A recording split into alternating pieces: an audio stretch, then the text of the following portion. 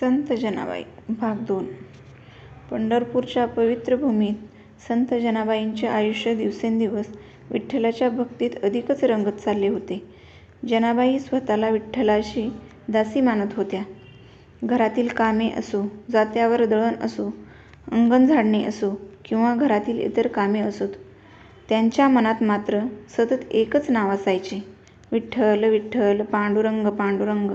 जनीच्या आयुष्यात सुखापेक्षा कष्ट जास्त होते, पण त्या कष्टाची त्यांना कधीच खंत नव्हती, कारण त्यांना वाटत असे की माझा विठ्ठल माझ्या सोबत आहे, मग मला कसली चिंता. एकदा सकाळची वेळ होती. घरातील सगळेजण आपापल्या कामात व्यस्त होते. जनाबाईंवर मात्र कामांचा डोंगर होता. धान्य दळायचे होते, घर झाडायचे होते, पाणी आणायचे होते आणि स्वयंपाकाची तयारी करायची होती. जनी जात्यावर बसल्या. जातं फिरत होतं आणि जनीच्या मुखातून अभंग उमटत होता. विठ्ठल माझा सखा, विठ्ठल माझा जीव. काम करता करता त्यांचे डोळे पाणावले. त्या मनात म्हणाल्या, विठ्ठला, माझ्याकडे तुला देण्यासाठी सोनं नाही, धन नाही, मोठे नैवेद्य नाहीत. माझ्याकडे आहे ते फक्त तुझं नाव आणि माझं प्रेम. एवढंच तू स्वीकार. जनीच्या या निरागस भक्तीला विठ्ठल कसा काय दूर राहणार. असं म्हणतात की त्या दिवशी जनाबाईंच्या मदतीला स्वतः पांडुरंग आले. जनीला मात्र याची कल्पना नव्हती. एक अनोळखी मुलगा त्यांच्या जवळ आला आणि म्हणाला, जनी, एवढं काम एकटी का करतेस? मी तुझी मदत करू का? जनी म्हणाल्या, अरे बाळा, तू कोण आहेस? तुला कशाला माझं काम करायचं? तो मुलगा हसला. तू मला बाळ म्हणतेस ना? मग बाळाला आईची मदत करता येत नाही का? जनीच्या मनाला त्या शब्दांनी स्पर्श केला. त्यांनी त्याला काम सांगितले. तो मुलगा जात्यावर बसला आणि दळण दळू लागला.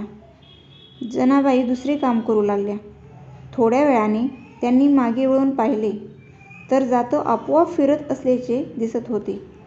जनी आश्चर्यचकित झाल्या. त्या मुलाकडे पाहिले आणि त्यांच्या मनात एक विचार चमकून गेला. हा साधा मुलगा नाही. पण तोपर्यंत तो मुलगा तिथून निघून गेला होता. जनाबाईंनी डोळे मिटले आणि हात जोडले. विठ्ठला, तू आलास ना? त्यांच्या डोळ्यातून आनंदाश्रू वाहू लागले. त्या दिवसापासून जनाबाईंचा विठ्ठलाशी असलेला संबंध आणखी घट्ट झाला. जनाबाई विठ्ठलाला केवळ देव मानत नव्हत्या.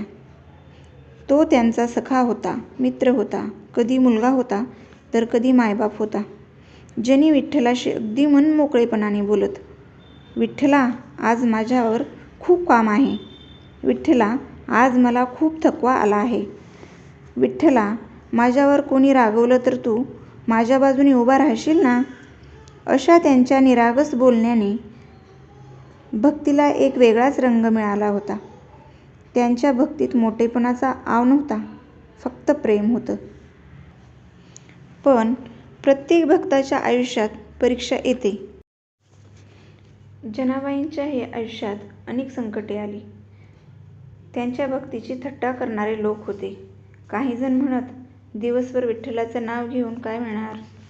काही जण म्हणत, देव कधी येतो का खरंच मदतीला? पण जनाबाई शांत राहायच्या. त्या फक्त एवढंच म्हणायच्या, माझा विठ्ठल मला दिसला नाही तरी चालेल, पण माझ्या मनातून त्यांचं नाव कधी जाऊ नये. त्यांचा हा विश्वास पाहून लोक आश्चर्यचकित होत. जनाबाईंच्या भक्तीला संत नामदेव महाराजांचीही मोठी साथ मिळाली. नामदेव महाराज स्वतः विठ्ठलाचे परमभक्त होते. जनी आणि नामदेव यांच्या घरात विठ्ठलभक्तीचे वातावरण होते. अभंग, नामस्मरण आणि विठ्ठलाचे चिंतन यामुळे घरच जणू पंढरपूर झाले होते. जनाबाई नामदेव महाराजांच्या मोठ्या आदराने पाहत आणि नामदेव महाराजांनीही जनीच्या भक्तीची जाणीव होती. त्यांना माहीत होते, जनीच्या मनात विठ्ठलाशिवाय दुसरे कोणीच नाही. जनाबाईंच्या आयुष्यातील सर्वात सुंदर गोष्ट म्हणजे त्यांचा विठ्ठलाशी असलेला स्नेह. कथांमध्ये वर्णन येते की जनीला जेव्हा कामाचा खूप त्रास होई तेव्हा पांडुरंग तिच्या मदतीला येत. कधी धान्य दळायला मदत करी, कधी घरातील कामं हातभार लावी, कधी पाणी भरण्यासाठी तिच्या सोबत जाई आणि कधी जनीच्या दुःखात तिचा सखा बनून तिच्याजवळ बसत असे. जनीला हे सगळं स्वप्नासारखं वाटायचं. त्या म्हणायच्या, देवा तू मंदिरात उभा राहतोस म्हणून तू मोठा नाहीस.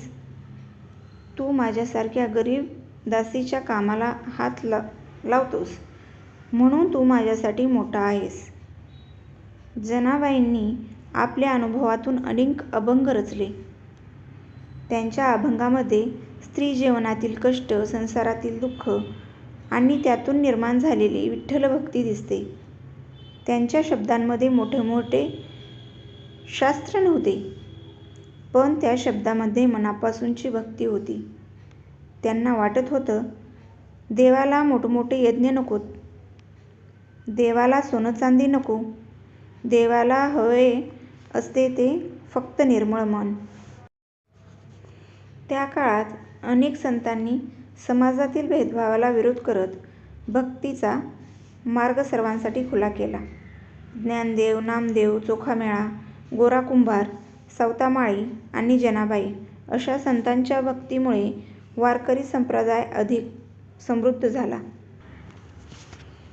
जनाबाईंची खासियत अशी की त्यांनी आपल्या दैनंदिन कष्टांनाच भक्तीचे रूप दिले.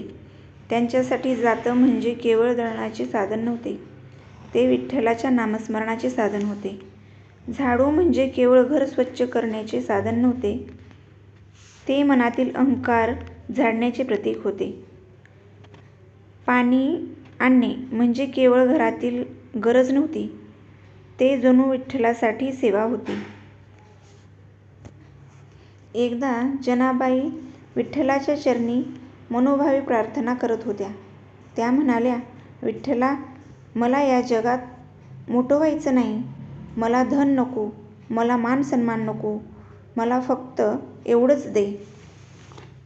माझ्या शेवटच्या श्वासापर्यंत तुझं नाव माझ्या ओठांवर राहू दे. त्याची प्रार्थना ऐकून जणू पंढरीचा विठ्ठलही त्यांच्याप्रमाणे भारावून गेला. जनीच्या भक्तीमध्ये मागणं नव्हतं, फक्त समर्पण होतं. जनाबाईची कथा आपल्याला एक मोठा संदेश देते. देव फक्त मंदिरात नसतो, आपण प्रामाणिकपणे केलेल्या कामातही देव असतो. आपण प्रेमाने घेतलेल्या नामातही देव असतो. आपण दुसऱ्यांच्या दुःखात उभे राहतो, तिथेही देव असतो. आणि सर्वात महत्त्वाचे म्हणजे मनापासूनची भक्ती असेल तर देव भक्तांपासून दूर राहत नाही. जनाबाईंच्या आयुष्यात संकटे होती, कष्ट होते, अपमान होते, पण त्यांच्या विठ्ठलावरचा विश्वास कधी कमी झाला नाही. म्हणूनच त्या संत जनाबाई म्हणून आजही भक्तांच्या हृदयात जिवंत आहेत. त्यांच्या ओठांवर शेवटपर्यंत एकच नाव होतं, विठ्ठल विठ्ठल पांडुरंग. आणि त्यांची संपूर्ण जीवन कहाणी आपल्याला सांगून जाते, देवाला शोधण्यासाठी दूर जाण्याची गरज नाही. निर्मळ मनाने त्यांचे नामस्मरण करा, देव तुमच्या जवळ आहे. श्री विठ्ठल रखुमाई महाराज की जय. संत जनाबाई महाराज की जय.